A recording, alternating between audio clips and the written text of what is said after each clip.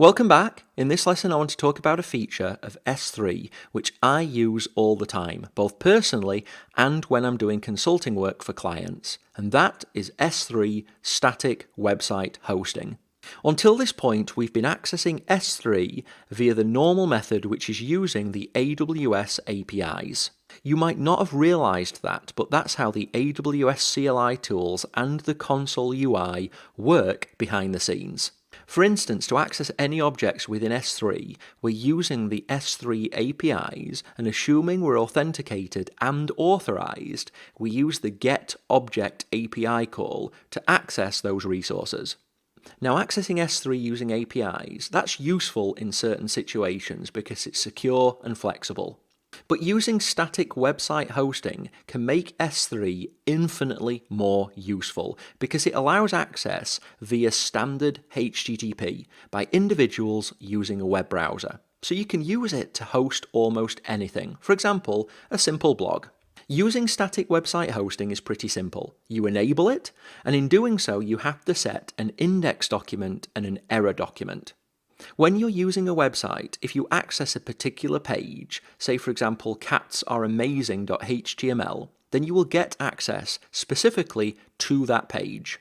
If you don't specify a page, for example netflix.com, you get what's called an index page, which is a default page returned to you when you aren't asking for anything specific. This is the entry point to most websites. So when enabling static website hosting on an S3 bucket, we have to point the index document at a specific object in the S3 bucket. The error document is the same, but it's used when something goes wrong. So if you access a file which isn't there, or there is another type of server-side error, that's when the error document is shown. Now, both of these need to be HTML documents because the static website hosting feature delivers HTML files. When you enable this feature on a bucket, AWS creates a static website hosting endpoint, and this is a specific address that the bucket can be accessed from using HTTP. Now, the exact name of this endpoint is influenced by the bucket name that you choose and the region that the bucket is in. You don't get to select this name, it's automatically generated by those two things. Now, you can use your own custom domain for a bucket, but if you do want to do that, then your bucket name matters. You can only use a custom domain with a bucket if the name of the bucket matches the domain. So if I wanted to have a website called top10.animalsforlife.org, then my bucket name would need to be called top10.animalsforlife.org. And that's why I mentioned at the start of the course to get into the habit of reserving your website names by creating S3 buckets using those names. So static website hosting is great for things like hosting static websites, such as blogs, but it's also good for other things. Let's take a look at two common examples. There are two specific scenarios which are perfect for S3, offloading and out-of-band pages. With offloading, let's say you have a website which has a top 10 leaderboard of all of the best animals, and it runs on a compute service. Let's assume this is EC2 for now. The compute service does a few things. It delivers a dynamic HTML page, and it delivers static media, in this example, images. That dynamic HTML page might need access to a database, so that's not suitable for static S3 hosting. But the static media, that's sitting there waiting to be delivered. And in most cases, it probably makes up over 95% of the data volume that the compute service is delivering, and likely almost all of the storage space. Compute services tend to be relatively expensive, so we can offload a lot of this to S3.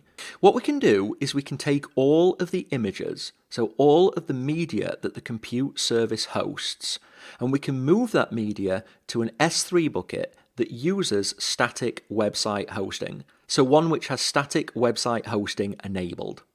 Then, when the compute service generates the HTML file and delivers this to the customer's browser, this HTML file points at the media that's hosted on the S3 bucket, so the media is retrieved from S3, not the compute service. S3 is likely to be much cheaper for the storage and delivery of any media versus a compute service. S3 is custom designed for the storage of large data at scale, and so generally, whenever you've got an architecture such as this, you should always consider offloading any large data to S3. Now, the other benefit that I wanted to specifically highlight is out-of-band pages. Now, out-of-band is an old telecommunications term. In an IT context, it generally means a method of accessing something that is outside of the main way. So, for example, you might use out-of-band server management, and this lets you connect to a management card that's in a server using the cellular network. That way, if the server is having networking issues with the normal access method, so the normal network, then you can still access it. In the context of this example, so top10.animalsforlife.org, it might refer to an error or a status notification system. For example, with this example, the favourite animals page for Animals for Life, if that service was hosted on a compute service such as EC2, and we wanted a maintenance page to show during scheduled or unscheduled maintenance periods, it wouldn't make much sense to have this on the same server, because if the server is being worked on, then it's inherently offline. Additionally, putting it on a different EC2 instance is also risky, because if EC2 itself has issues, it might not let us show the status page.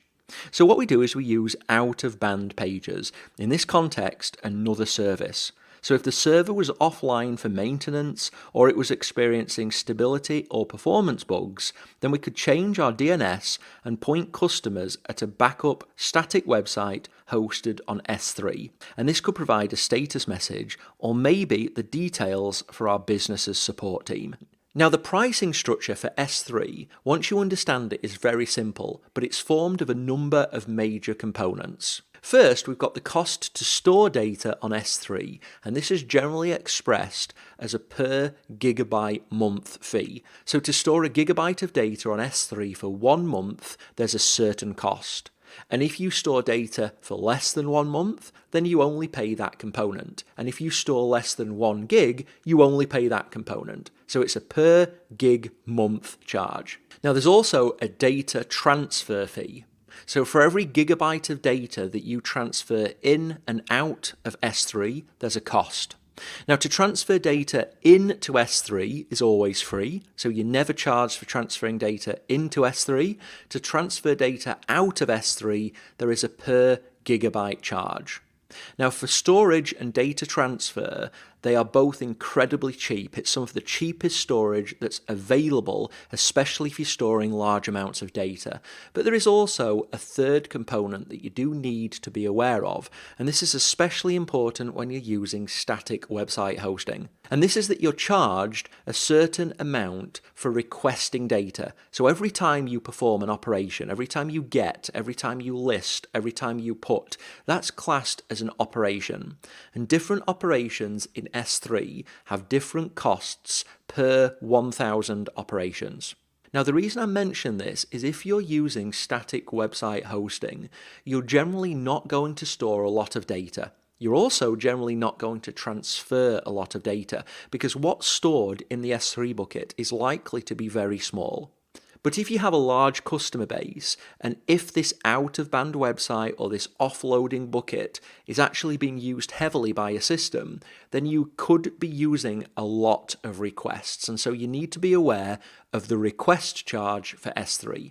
Now, in terms of what's provided in the free tier, you're given 5 gig of monthly storage inside S3.